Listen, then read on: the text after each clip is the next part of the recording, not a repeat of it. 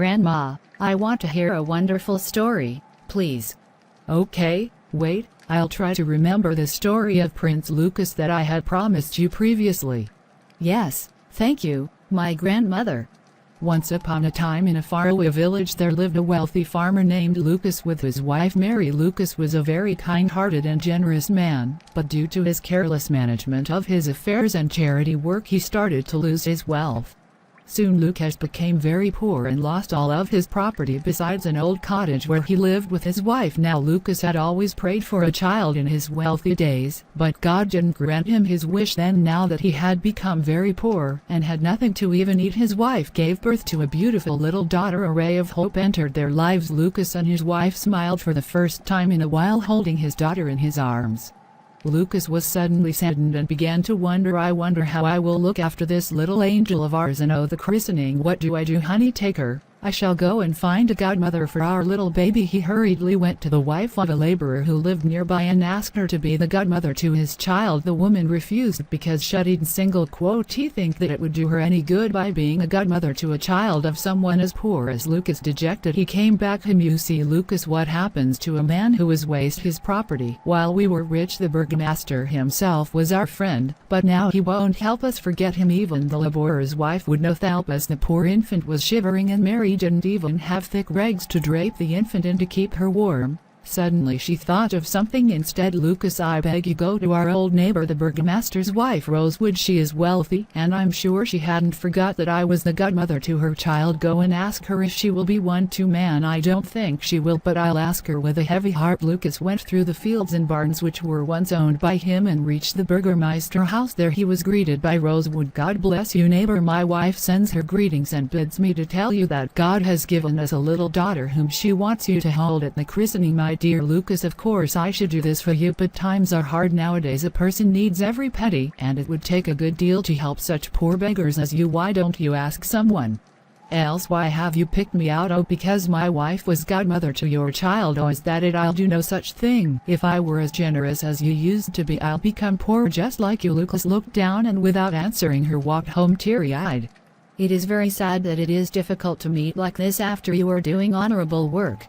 You see, dear wife, it turned out as I knew it would, but don't be discouraged. I'll take the child to the christening, and the first person I meet I shall take for godmother. Mary sadly wrapped the baby in a piece of an old skirt and placed it in Lucas's arms. Take care of her. On the way to the chapel, Lucas met an old woman and decided to ask her grandmother, will you be the godmother to my child? Lucas explained to the old woman about how everyone refused him on account of his poverty, and thus he decided to ask the first person he met the godmother. Here, give me the little girl in my head, the old woman. And Lucas reached the chapel and saw the priest was about to leave. They at once went up to him and Lucas explained everything to him. The priest felt very sorry for the baby and decided to christen the child in a small ceremony. The christening was done and the baby girl was named Mariska. Mariska, what a pretty name. After the ceremony, the old woman drew out a gold ducat from her pocket and stuck it into Mariska's clothes. From this ducat with which I bless my godchild, you will have enough to bring her up properly. She will always make you happy, and when she grows up she will make a happy marriage. Now goodbye. Saying that, the old woman touched the ground and instantly vanished in thin air. Lucas looked around bewildered, but as Mariska started to cry he was reminded to walk back home. Meanwhile, Mary was waiting for Lucas to come back home. She was weeping and suffering from the pangs of hunger as there was nothing to eat in the house nor a cent of money. Just then Lucas entered. Weep no more, dear wife, here is your little Mariska. Take help the christening gift from her clothes and you will know what an excellent godmother she has. Mary at once got up and pulled out in a tone but a handful of ducats, and in excitement she dropped them all of the floor. Look, I know at first I was flabbergasted. Now let me tell you where they came from. Lucas narrated the entire incident to his wife, and then they both started to pick up the ducats from the floor. While doing so they had a new surprise. Wherever there was one ducat, there they found 10. When they got them all together they made a fine big heap. Mary, the woman must be an angel to help us in her poor times. I'm sure we can keep this money with a clear conscience, but we need to hide it first so that no one can find it. Also, please don't tell anyone about this. I shall go to the burgomaster wife and ask ask her to change it. Finally we have the money to manage our lives better. Yes, but my dear, but don't forget that with this money we must also buy back our old property, the house, the field and the livestock, and then manage it more wisely than before. You're right, that's just what I'll do. I'll manage prudently this time, as I have learned my lesson, for poverty is a good teacher. Lucas quickly hid all the money in the chest and took 1 ducats and left home. After a short hour he came back with a maid who was carrying a pail of foaming milk along with the food, and explained to Mary that the Burgermeister wife had sent all of this for her along with her greetings. You see, Mary, what just 1 ducat did, if they knew how many more we have they would carry us in their arms. I told Rosewood that our child received a handful of ducats as a christening gift. If she comes here to see you, make up your mind about what you're going to stay when the sun rose.